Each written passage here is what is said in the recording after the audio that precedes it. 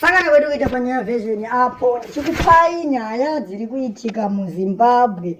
Vamunangagwa nhasi vaswera vari kuMpare uko kwavanga vachivhura musika wekuMpare wakatsva kwamazuva apfuura uko wakazovakwa wazonovhurwa nhasi.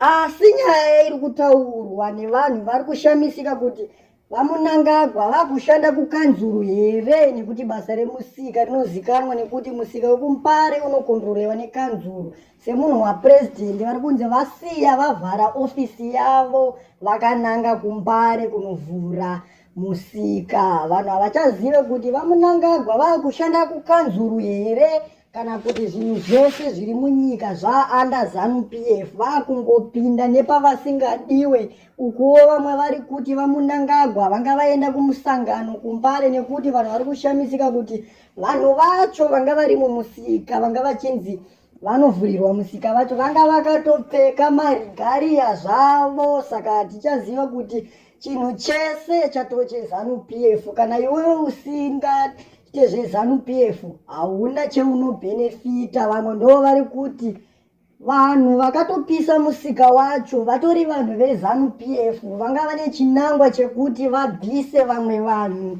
vasingasapote ZANU-PF kuitira kuti vakavaka voisana vega vega pachizanu-zanu chavo. Nekuti ukatarisa vanhu vese vanga vari ukoko vanga vakatorova marigariya ane zifesi rake Munangagwa wacho. Apa vamwe havanakirwe nekuzopfeka zvinhu zvine fesi yaMunangagwa, wotoziva kuti hauna musika waunopiwa ukoko as long usingasapote ZANU-PF. Ende vaMunangagwa vari kunzi vazobva ikoko vachiita zvekumhanya-mhanya, havana speech yavasiya vataura ikoko.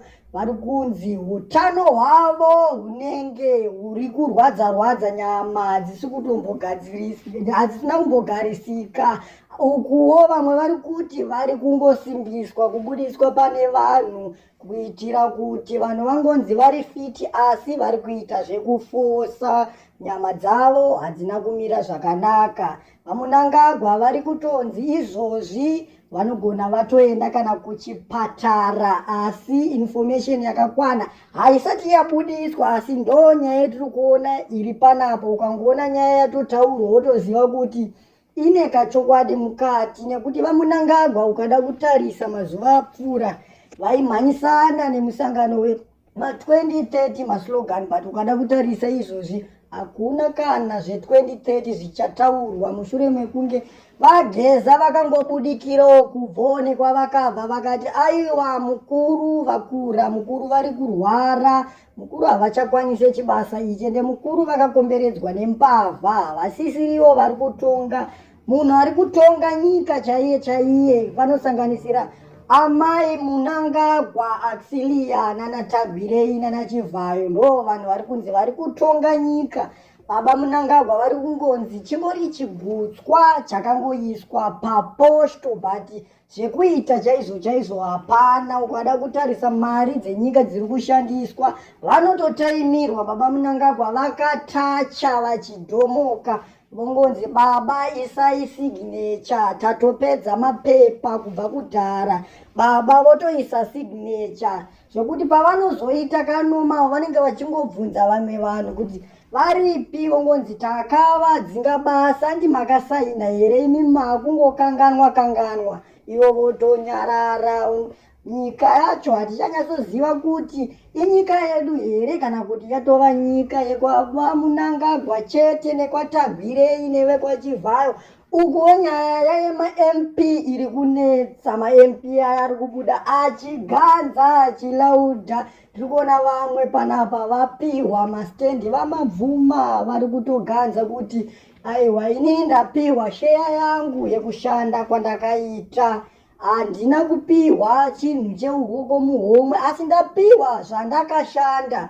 Iwewe kana uchiona kuti zvandapiwa ndezvechioko muhomwe, siyana neni. Ende ari kutraya kutaura kuti futi kuti mamwe maMP ari kumutsoma-tsoma, ari kutomutsomera kuti ivo havasati vapiwa. Saka ari kutraya, ari kuti kana vapiwa ngavachikudzaiwo, nekuti vatori nezvimwe zvinhu zvavanoita. Ende atraya kubuda pachena akati vanhu vese vari mupalamende havamirire zvido zvenyu, nekuti pavanotokondesta paipaya vane dzimwe mari dzavanoshandisa dzemuhomwe dzavo. Saka pavanozohwina vadzokera muparamendi vanenge vakuda kudzora mapoints, ritori bhizinesi. Hakuna munhu anoenda muparamendi kunomirira munhu. Totoona kutoti ma-MP emuZimbabwe ndo kaunhu kavo, nekuti paanopedza 5 years nyange ukasamuvhotera iye anenge atova rich. Imimi munoramba muchingotenderedzwa panzvimbo 1 uchingomumwe anouyawo woti inini ndivhoterei, handikuitirei zvakaitwa nanhingi. Pounonomuvhotera unongonomuvhotera otongoenda, uchamuone kuti aripi, anozongodzoka kwasara kana 6 months kuti kuitwe mamwe mavhotsi ototanga futi kukondesta. But anenge achishandisa katumari tushoma because anenge achitoziva kuti ndinogona kudyiwa. Saka mari yake anenge akatoidzora. Movhotera mumwe ohwina oenda, paanongohwina hamumuone futi. Saka sevana veZimbabwe pakutoda plani, hapachatombode mafanisi. Ende isusu tiri kutoti kana uchiziva panogara MP wako, motobatana motosvika ipapo motombodhila naye. Dhilai naye mega kumaprovinsi kwenyu ukoko, nekuti nyika yacho ukatoda kuti kuState House unotonzwa vachitoti kuState House kure hakusvikike. Saka tosangana mucomment section.